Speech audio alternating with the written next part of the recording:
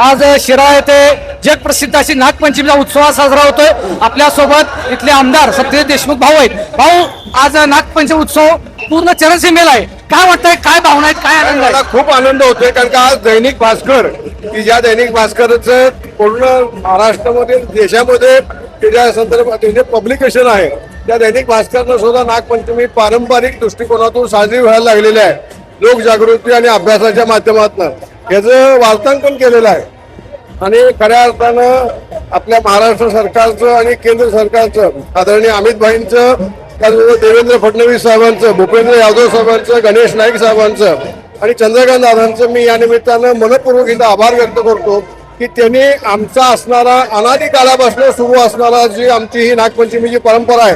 गोरक्षनाथ महाराज आणि जिथं आपण आता दर्शन घेतलं त्या अंबा मातेच्या आशीर्वादानं आपली परत एकदा परंपरा सुरू झाली आणि अनेक असणारे लाखो करोडो जे सगळे नाग भक्त आहेत, अंबा माता भक्त आहेत, महाराजांचे, गोरक्षनाथ महाराजांचे भक्त आहेत, या सुखावलेल्या आहेत। भाऊ, आज अंबामाते दर्शन घेतलेलं आहे, काय मागणी केली देवाला, काय मागणी? मातेला एवढीच मागणी केली की हा असणाऱ्या उत्सवाला कुठेही ह्यापुढे गालबोट लागता कामा नये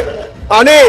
जो पारंपरिक बाज होता जसं अगोदर आपण साजरी करायचो त्या पद्धतीने साजरी व्हावी। मागच्या वर्षी 21 आमच्या असणाऱ्या सहकार्यानं नाग पकडण्याची परवानगी दिली होती, यावेळेस आपण 41 केलेले आहे। म्हणजे मजल धर्मजल आपली प्रगती व्हायला लागली आणि सगळ्यात महत्वाचं म्हणजे काय, वन खातं आणि आपलं असणारं गृह खातं, या दोन्ही खात्यांनी खूप मोठ्या पद्धतीने आम्हाला सहकार्य केलेलं आहे आणि जनतेनं पण त्यांना सहकार्य केलेलं आहे। वन खात्यानं तर अशा पद्धतीचा अहवाल दिलेला आहे की शिराळ्यामधली आणि 32 शिराळ्यामधली जे सगळे नागरिक आहेत ते प्रचंड मोठ्या पद्धतीनं आपला असणारा वन खात्याचा जो अनुशासन आहे ते पाळतात आणि म्हणून यापुढच्या काळात त्यांना सुद्धा अधिक सहकार्य करायला त्यांच्यातली जी उमेद आहे ती वाढलेली आहे। भाऊ, निवडणुकीच्या काळामध्ये जे जनतेला आश्वासन केलं होतं त्याची वचनपूर्ती झाली असं म्हणायचं काय? 100% जनतेला अमित भाई शाह साहेबांनी आणि देवेंद्र फडणवीस साहेबांनी जाहीर सभेमध्ये आश्वासन दिलं होतं। त्यावेळेस आमच्या असणारे काही हितशत्रू होते, त्यांना वाटत होतं हे होणार नाही, पण आम्ही ते दाखवून दिलं की या निमित्तानं केंद्राच्या 1972च्या कायद्यामध्ये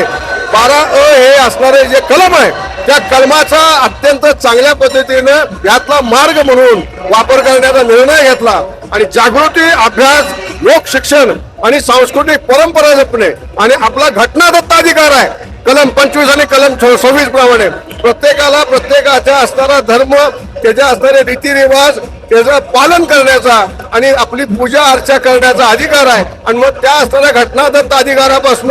आपला 32 शहराचा आणि असणाऱ्या परिसराचा नागरिक वंचित कसा राहू शकतो हा युक्तिवाद आपण केला आणि तो मान्य झाला आणि आपल्याला लोक शिक्षण, जागृती आणि परंपरेचं जतन करण्यासाठी ही नागपंचमी परत एकदा सुरू करून भाऊ, देणार। अगदी शेवटचा प्रश्न, आपला आनंद चेहऱ्यावर भावनेतनं जाणवतोय, काय सांगाल? कारण जनतेला काय आव्हान कराल, कारण गालबोट लागलं नाही पाहिजे आणि आपण काय शुभेच्छा द्याल? मी एवढंच म्हणेन की आपल्या 32 शहराच्या नागरिकांनी आपल्या येणाऱ्या पाहुण्यांना आपल्या घरातला पाहुणा समजून त्याचं स्वागत करावं, एक अशा पद्धतीचं वातावरण तयार करावं की उद्याच्या काळामध्ये महाराष्ट्रात आणि देशात आणि जगात आपल्या नागपंचमीला येणारा जो माणूस आहे तो देवासमान आपण इथं या निमित्तानं त्याला वागणूक देतो, अशा पद्धतीची एक चर्चा होऊन दे आणि त्या माध्यमातून जगातली लोक ज्यावेळेस तुमच्याकडे पर्यटक म्हणून येतील, भाविक म्हणून येतील, त्यावेळेस आपोआप जगातली लोक आल्यानंतर जगाच्या मानांकनाप्रमाणे तुमचा विकास होणार आहे आणि तो विकास करायचा असेल, पायाभूत विकास असेल, तुम्हाला जर वेगवेगळ्या पातळीवरती अन्य सुविधा घ्यायच्या असतील तर त्यासाठी जगातला पर्यटक तुमच्याकडे आकृष्ट करण्यासाठी अतिथी देवो भव, अतिथी आमच्यासाठी देव आहे ही भावना